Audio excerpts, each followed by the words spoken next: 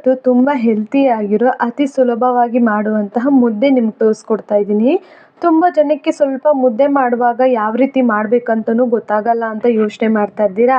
ಇವಾಗ first time ನಾನು ಮುದ್ದೆ ಮಾಡ್ತಾ ಇದ್ದೀನಿ, ಯಾವ ರೀತಿ ಮಾಡಬೇಕಂತ ಗೊತ್ತಿಲ್ಲ ಅಂತಲೂ ಯೋಚನೆ ಮಾಡ್ತಾ ಇದ್ದೀರಾ.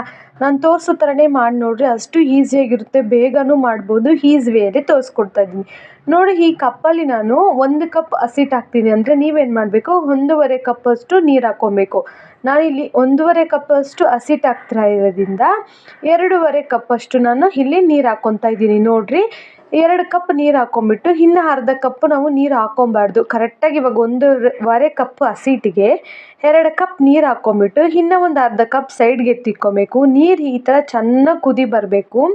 ಅಲ್ಲಿ ಗಂಟ ನಾವು ನೀರು ಚೆನ್ನಾಗಿ ಬಾಯ್ಲ್ ಮಾಡ್ಕೊಬೇಕು. ನಾನು ಅರ್ಧ ಕಪ್ ನೀರು ಎತ್ತಿಕ್ಕೊಬೇಕಂತ ಹೇಳಿದ್ನಲ್ಲ, ಅದರಲ್ಲಿ 1 ಸ್ಪೂನ್ ಆಗೋಷ್ಟು ರಾಗಿ ಹಸಿಟ್ಟು ಹಾಕಿ ಈ ಥರ ಗಂಟಿಲ್ದರೆ ಮಿಕ್ಸ್ ಮಾಡಿ ಇಟ್ಕೊಂಡು ಇವಾಗ ಇದ್ರೊಳಗೆ ಮಿಕ್ಸ್ ಮಾಡ್ಕೊಬೇಕು. ಇವಾಗ ಎಷ್ಟಾಯಿತು, ಟೋಟಲಾಗಿ 2.5 ಕಪ್ಪಷ್ಟು ನೀರಾಯಿತು.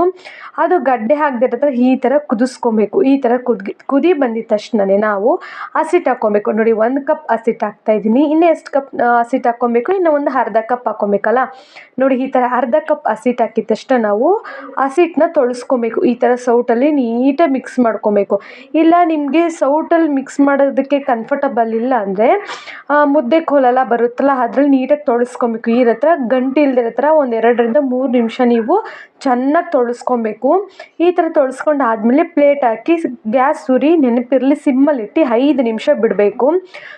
ನೋಡಿ 5 ನಿಮಿಷ ಬಿಟ್ಟಿದ್ಮೇಲೆ ಕೈ ಸ್ವಲ್ಪ ತ್ಯಾವ ಮಾಡಿಕೊಂಡು ಹಸಿಟ್ಟನ್ನ ಮುಟ್ಟು ನೋಡಿರಿ, ಇನ್ನೂ ಸ್ವಲ್ಪ ಅಂಟು ಬರ್ತಿದೆ. ನಾವೇನು ಮಾಡಬೇಕು, ಇನ್ನೂ ಒಂದು 3ರಿಂದ 4 ನಿಮಿಷ ನಾವು ಗ್ಯಾಸ್ ಉರಿ ಸಿಮ್ಮಲ್ಲೇ ಇಟ್ಟು ಈ ಥರ ಮಾಡ್ಕೊಬೇಕು. ತಿರ್ಗಿ ನೀರು ಸ್ವಲ್ಪ ಒದ್ದೆ ಮಾಡಿಕೊಂಡು ಈ ಥರ ಮುಟ್ಟಿ ನೋಡಿ ಕೈ ಹಸಿಟ್ಟು ಯಾವಾಗ ಅಂಟ್ಕೊಂಡಿಲ್ವೋ ಆವಾಗ ಕರೆಕ್ಟಾಗಿ ಮುದ್ದೆ ಬೆಂದಿದೆ ಅಂತ ಅರ್ಥ.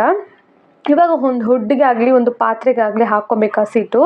ತೋರಿಸ್ಕೊಡ್ತೀನಿ ನೋಡಿ ಯಾವ ರೀತಿ ಮುದ್ದೆ ಬಂದಿದೆ ಅಂತ. ಈ ಥರ ಸೌಟಿಂದ ಹಿಂಗೆ ಹಾಕುವಾಗ ಪಟ್ ಅಂತ ಬಂದು ಬೀಳಬೇಕು. ಹಿಂಗಿದ್ರೇ ಹಸಿಟ್ಟು ಚೆನ್ನಾಗೂ ಬೆಂದಿದೆ, ಆದರೂ ಇದೂ ಚೆನ್ನಾಗಿದೆ ಅಂತ ಅರ್ಥ. ಈ ಥರ ಕೈ ಸ್ವಲ್ಪ ತೇವ ಮಾಡಿಕೊಂಡು ನೀವು ಯಾವ ರೀತಿಗೆ ನಿಮಗೆ ಮುದ್ದೆ ರೌಂಡ್ ಬೇಕೋ ಆ ರೀತಿಗೆ ನೀವು ರೌಂಡ್ ಮಾಡ್ಕೊಬೇಕು. ನಾನು 1.5 ಕಪ್ ಹಸಿಟ್ಟಲ್ಲಿ ನನಗೆ 4 ಮುದ್ದೆ ಸಿಕ್ಕಿದೆ ನೋಡಿರಿ. ಯಾವ್ಯಾವ ಸೈಜಲ್ಲಿ ಮುದ್ದೆ ಸಿಕ್ಕಿದೆ, ಇಷ್ಟೇ ಈಸಿ ಮಾಡ್ಬೋದು.